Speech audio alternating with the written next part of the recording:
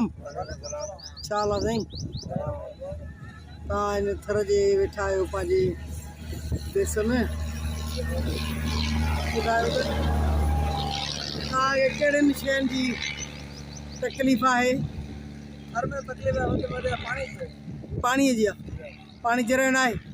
पानी जो ये बरसात पानी पियंदा बाकी तकलीफ़ न बरस पीअण जो पाणी किथां आणियो अमरकोट का उहो छा माना खूह आहिनि या को ॿियो कुझु? टैंकी अचे थी उन में 8-9 हज़ार वठंदा हा महीनो कान थी पोइ सॼो ॻोठु वठंदा आहियो हर घर महीनो 8-9 हज़ार 8-9 हज़ार घर पाणी जो रुॻो पई अच्छा माल अथव कहिड़ो बकरियूं आहिनि कोई मेवा के गऊं आहिनि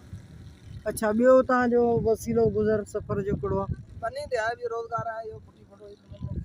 अच्छा हीअ ॾांदनि ते हर था ॾियो या ट्रैक्टर ते हींअर इहो खेड़ाल ट्रैक्टर ते आहे ॾांद अथव उहो पंहिंजो हर ॾींदा आहियो अच्छा ॿियो भला तव्हांजो जेको आहे सो ॿियो को गुज़र जो ज़रियो ॿियो गुज़र ज़रियो मज़ूरी आहे शहर में रेड़ा आहिनि भाॼी आहिनि शहर कहिड़े अमरकोट जो उमरकोट वञो उमरकोट हितां वेझो आहे अच्छा नज़ारा किरायो था रक्शे जो किरायो बस में वञो भला भिटूं जीअं अॻिते वञ ॿियूं वॾियूं आहिनि या ईअं हेठि मथां ई आहे सरीके से में ना अॻिते हिन पासे वधीक आहिनि हेॾे सजरे कॾहिं अच्छा भला ॿियो तव्हांजो माल जेको छोड़ींदा आहियो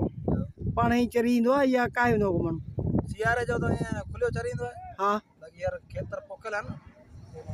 पोइ त माना फसल में न वञे अच्छा फसल माना कहिड़ा था थियनि सिर्फ़ु बरसाति बरसाति जो बाजरी आहे हा मोठ आहे मूंग आहिनि हा तिल आहिनि ॿी ग्वार जाम थी नज़र अचे तव्हांजो नालो छा आहे साईं नालो राय सिंह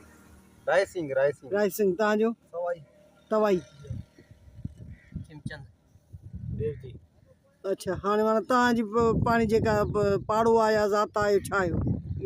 रात भील आहे भील अच्छा तव्हां में हूअं हूंदियूं आहिनि माना ॿिया कबीला हूंदा आहिनि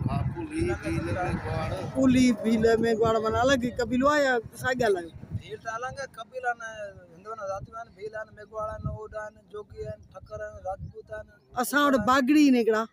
बागड़ी आवाज़ साइड आहिनि हा असां वटि अचंदा ई वाड़ी पोखंदा हिते वाड़ी गिदरा पोखिया उहो अलॻि तव्हां सां उहो अलॻि आहे अच्छा हुनजो मज़हब जो हिसाब अलॻि आहे मज़हब त हिकिड़ो हिंदू मज़हब थियो बाक़ी हुननि जी असां जेतिरी भील आहियूं न भीलनि सां ॾेती अच्छा ॿियो भला तव्हां जानवर कहिड़ा खाईंदा आहियो गोश्त जानवर बकर ढगी बगी न खाईंदा आहियो अच्छा तव्हांजी माता आहे ढगी माना माउ आहे सही कहिड़ो बि न वॾी महिरबानी तव्हां सां ॾाढी कचहरी जी ख़ुशी थी महिरबानी